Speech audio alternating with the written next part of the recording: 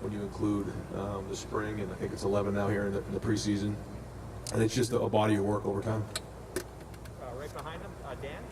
Ryan, Quinn Ewers just arrived this weekend. What's kind of the plan for him now that he's here on campus in terms of getting him acclimated and kind of bringing him into that quarterback? We're going to show him the locker room and show him around the facility and get him going.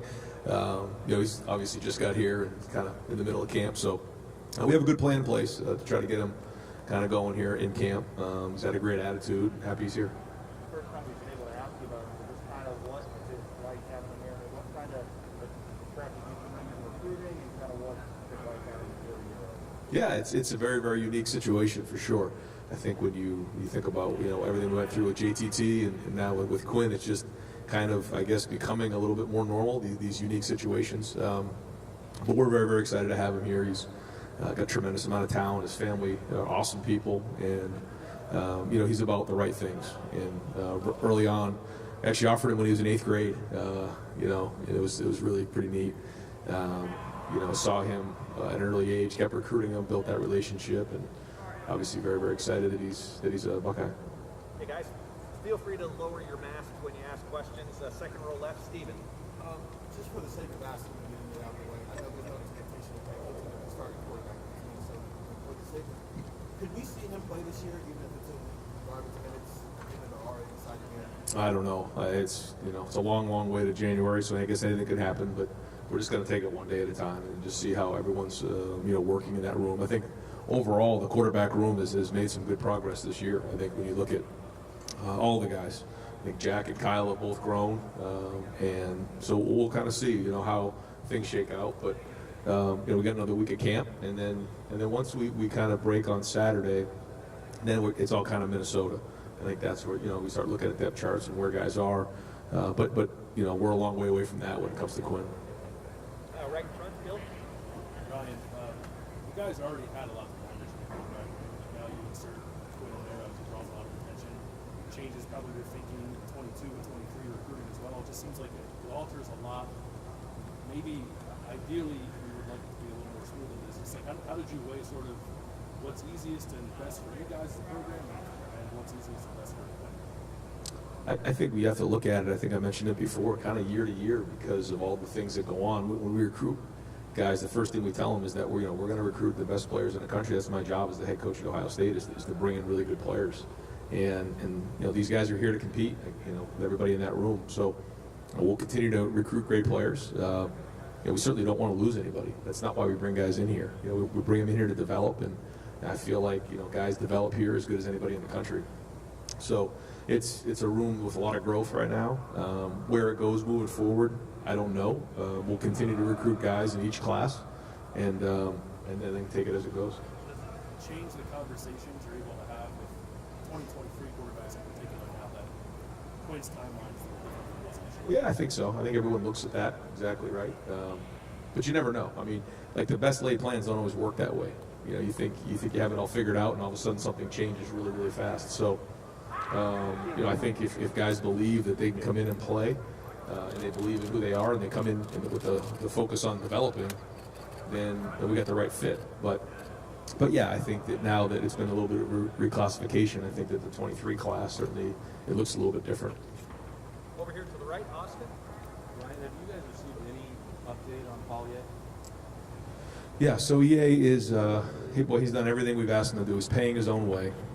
He's applied for a waiver with the NCAA. He's taken some classes this summer and done everything we've asked him to do. He was in a very, very tough spot through COVID, not to get into his family situation, but it was hard for him. And so we're very optimistic that the NCAA will grant his waiver to allow him to play this season.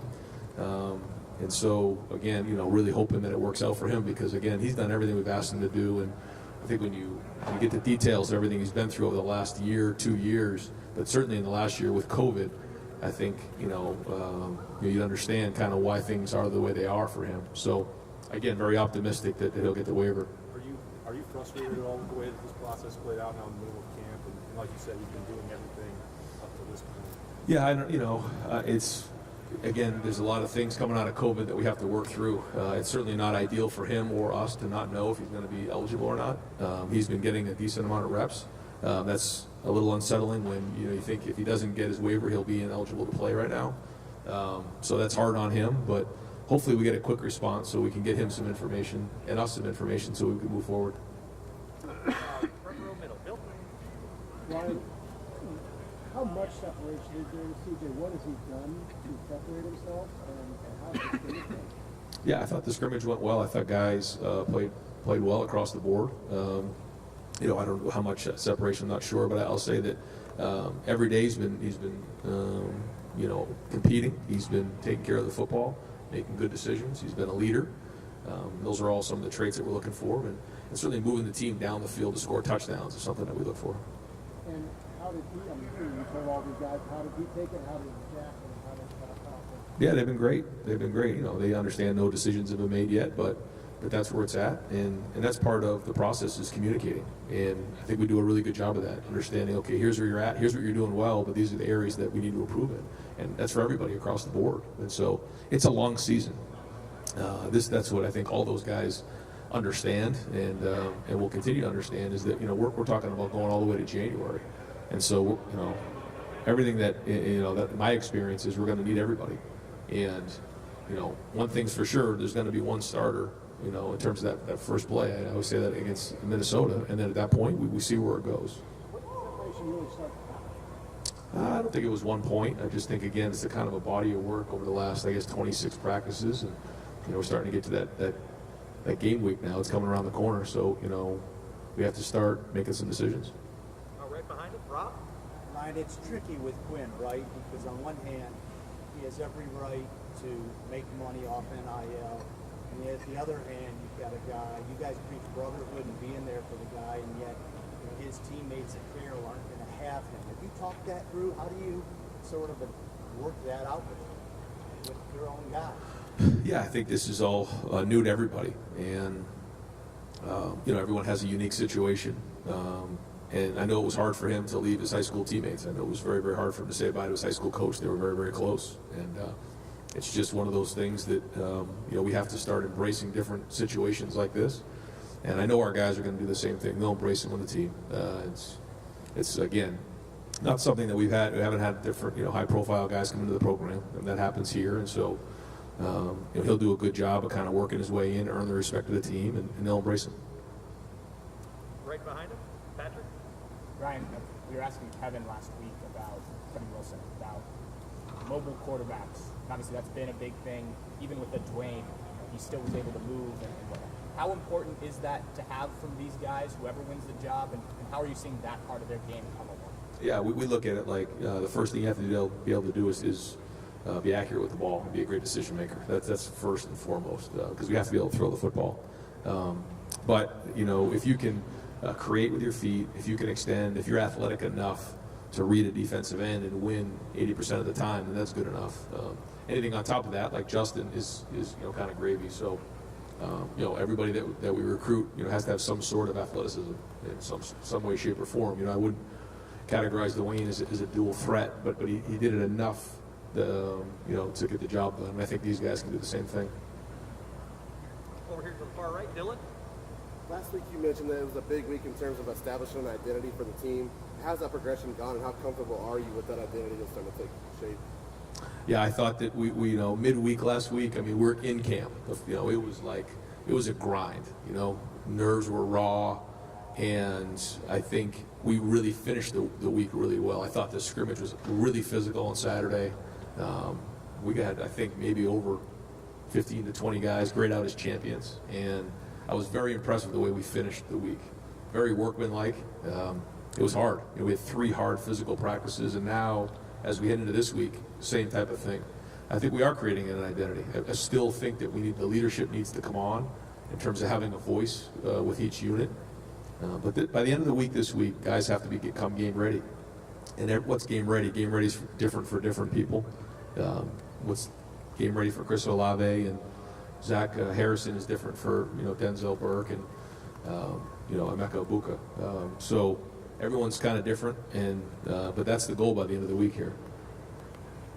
Third row, right, Tony? You mentioned game ready. Do you think you got a rotation of 6 receivers who are all game ready? Is that what you expect from this year? Yeah, that's the goal by the end of the week. Yeah, to get to there. I think we have an opportunity to do that. Right now, no, I don't think we're there quite yet. But a few more practices under our belt, and we'll be close. I'm excited about the potential for that group. I think that we've gotten tougher in that room. The blocking on the perimeter has improved, and so the route running and the big plays, those will come naturally. But if the blocking improves and the toughness improves, catching the ball over the middle, blocking, all those type of things, and they become complete players as a unit, that's when they can be really special. And they've shown that this spring. I've been very, very impressed with that. So, yeah, I'm hoping by the end of the week here we got a full group. And how have you seen the freshmen fight through their ups and downs and the freshman wall and all that? Been very impressed. I think those two young guys have tremendous makeup, their work ethic, but physically for their age, they're advanced, tough. Yeah, I mean all the above. So I've been very, very impressed. Front row right up here. Tim? No, that's one beat first. Have you had any holy kombucha sport drink yet? I have not. What do you see in an eighth grader that makes you think this guy is worthy of being offered, so to speak? I mean, what just jumped out at you about Quinn from the jump? Well, it was kind of, honestly, at that age, it's kind of tongue-in-cheek, to be honest with you. It's not that serious. But I think we just saw somebody who, really had a natural throwing ability and, has a great makeup and competitive spirit.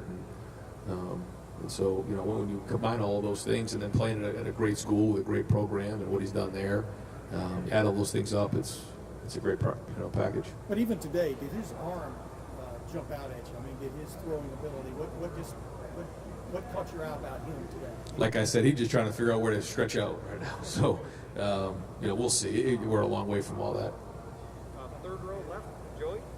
Ryan, obviously this is new with somebody like Quinn coming in the middle of camp, somebody being in senior year of high school. How do you kind of work him into a practice as far as reps, workload, all that?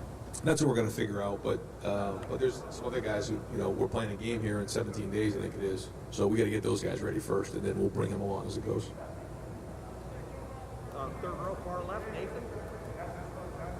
I just wanted to clarify with CJ, because you made it a point to say that everybody's kind of getting a lot of reps in that quarterback room.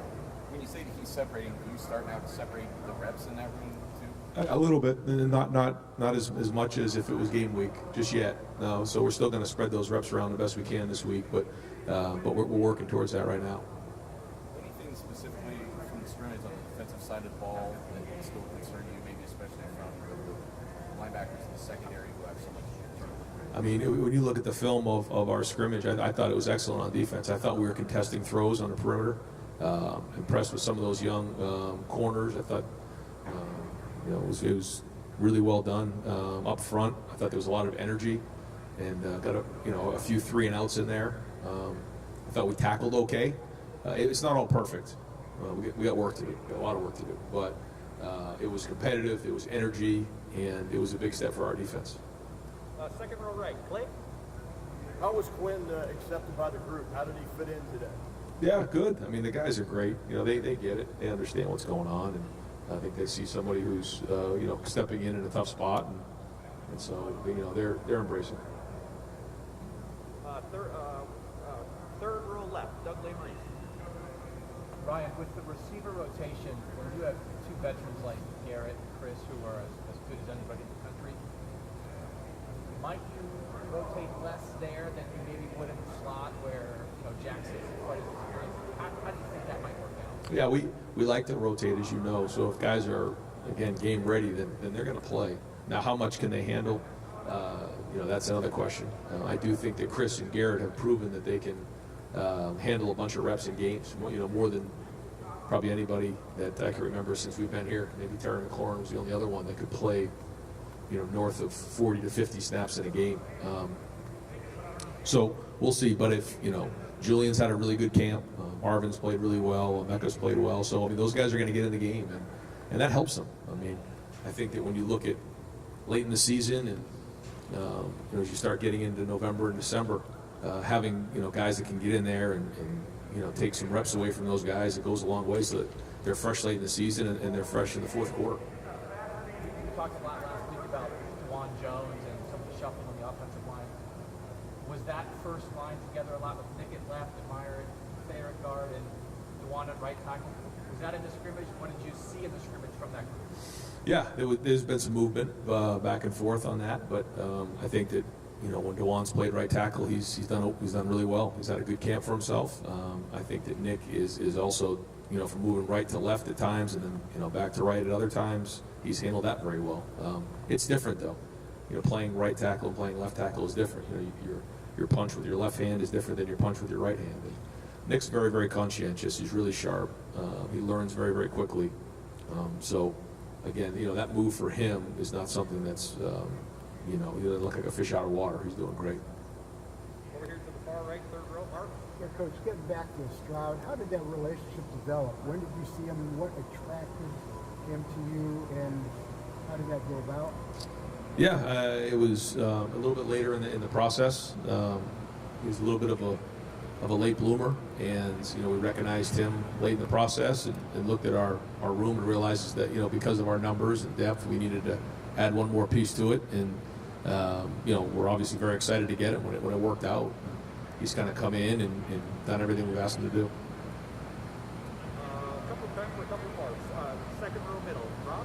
Ryan, I know that back to kombucha. I know that the NIL is becoming the new normal, but you're old school. You got muscle memory. Is your mind blown by some of this stuff? When you see a guy doing that, when you see a guy in front of a truck getting a truck, knowing what it used to be, how much of adjustment for you just personally, and maybe even Rory, like, when you see something like that? Yeah, oh yeah. I mean, I think there's a lot of things that worry you nowadays. I think spending a lot of time on it doesn't do you any good. So we're figuring all this new thing, all these new things out, and trying to adapt quickly because there's a lot of change. And again, you can get frustrated and worry about it, but it doesn't do you any good. Let's try to figure out solutions. But I'm happy for our guys. This is a wonderful opportunity for them. Certainly there are some concerns along the way, but the fact that these opportunities now exist, it really is exciting for them and their families. I worry, about all the things like paying taxes and, putting the money away and saving it for a rainy day and those type of things. And that's what we're doing. We're obviously educating the parents as well, but we're educating our players to make sure that they use this opportunity, and don't regret any decisions that they made along the way, because it is coming fast and furious at them. I know that there's going to be some deals coming pretty soon that are pretty amazing, great opportunities that I've caught wind of, and I'm excited for our guys. Do you allow yourself to think it was however many years ago you'd be retired and roll on a beach? I might have got a few meatball subs up in New Hampshire somewhere, but speaking of New Hampshire, I'm very proud of my Little League team back home, who's done such a great job. Nina and I were both on the same Little League team at North Little League, and so we're both North Little League alums, so we've been pulling for the home team in the Little League World Series. Over here to the right, Austin. I know there's a balance between being physical and scrimmage and staying healthy. We've had a couple starters, maybe 7 missing days there, just a couple days. Zach, maybe. Is there anything that has been long-term injuries or just precautionary stuff? Yeah, I don't want to jinx myself, so I'm not going to answer, but I'm very, very pleased with how physical we were yesterday, and I think the guys have been doing a pretty good job of taking care of their bodies and recovering. Right next door, Tim. Back up a player too. I mean, was Thayer available on Saturday, and is he looking okay? Yeah. He didn't really practice all that much here the last few days, but Thayer's been doing great. He had a great off season. Really done some great things. So, we're obviously excited as the season comes in here that Thayer's going to be great. Okay, what did you see any kind of like, you talk about separation stuff at the running back spot on Yeah. Saturday? Did somebody step up? I mean, I know you're not big on naming names, but Right. is there any separation in that area? No, I mean, I don't know if we're there yet in that room, but I'm I'm optimistic about that room. They've really been getting after it. And there's a bunch of guys that I think Trey's really brought the level of that room up, and Evan Pryor stepped up. But Master Teague's had the best camp since I've been here. I mean, he's running hard, running physical, and Mayan's been very consistent. Marcus Crowley ran hard the other day. So, if it was just one guy that was head and shoulders above the rest of the group, or even two, I would say so. But I think they've all kind of brought something to the table. Now you can't play them all, but we'll roll guys, and again, we'll see. This is maybe a separator week in that room too. We'll see. One other quickie. Sure. C.J. Stroud, then who? Has anybody else separated themselves in the who next? Yeah, that's kind of what this week is right here. I think as we start to get into that game week, we start to get an idea of that, and the depth chart gets made. But I mean, again, still not naming a starter, so we're not quite there yet. But this is a big week for those guys. Yeah. Couple more. Front row middle. Bill. Tim, actually, my running back question. First of all, can you confirm Anita was a better Little League player than you? It was close. It was close. I'm not giving her that though. About the linebackers, you talked with Al last week in the linebackers. How do you envision that unit playing out? Situational? Do you expect to play 3 or 4 guys? And who's kind of risen to the top of it? At linebacker? Again, I think, you're going to see some depth play there. I think the older guys, Dallas is starting to get back into the rhythm of things. He had a little bit of an injury coming into camp, but he's now practicing better, so he's getting into a rhythm. Taraj has been doing well, and those young guys, Tommy and Cody, are growing every day. The more reps they get, the better. The problem was even last year, when you think about all those guys I just named, they didn't play a lot.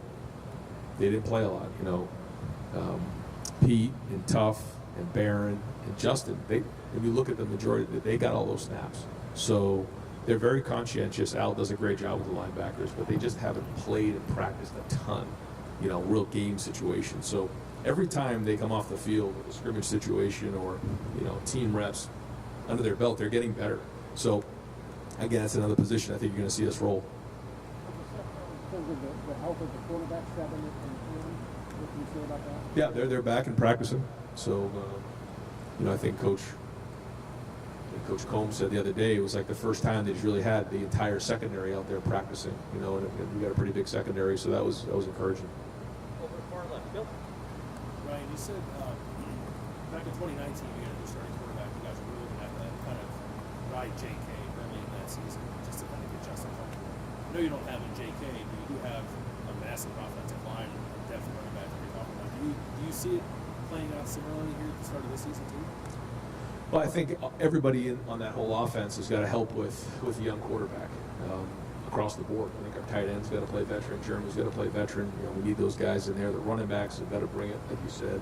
The offensive line have got to help, and those wide receivers got to help. We always want balance. If we're at our best, even when Justin was young, we had really good balance, and that's what we're going to strive for. But like you said, those guys got to play veteran, and they got to help a young quarterback along.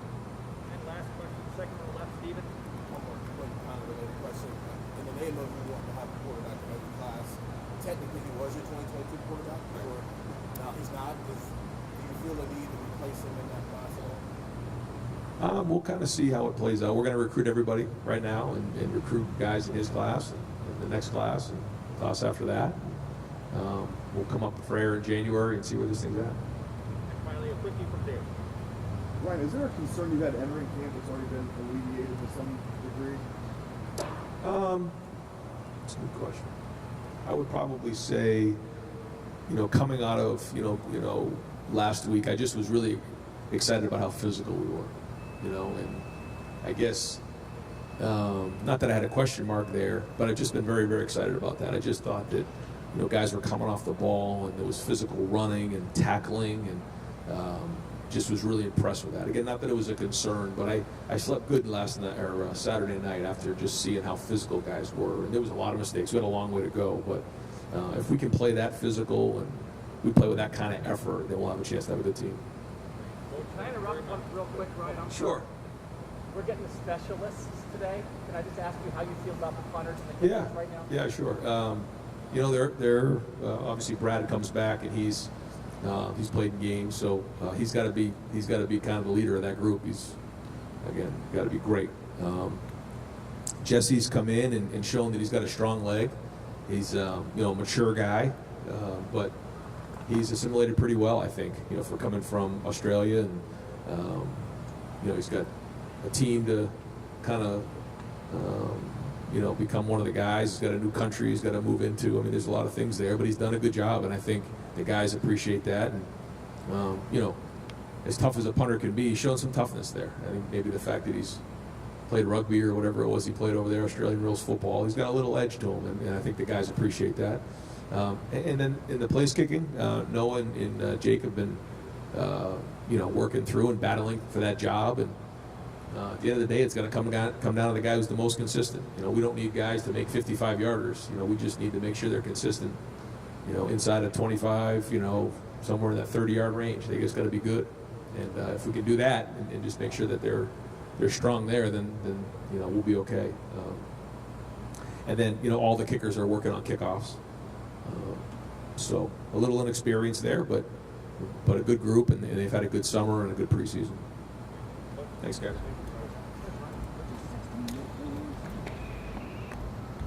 Folks, I'm not sure I was prepared. I didn't get our specialists prepared outside of our coach. So if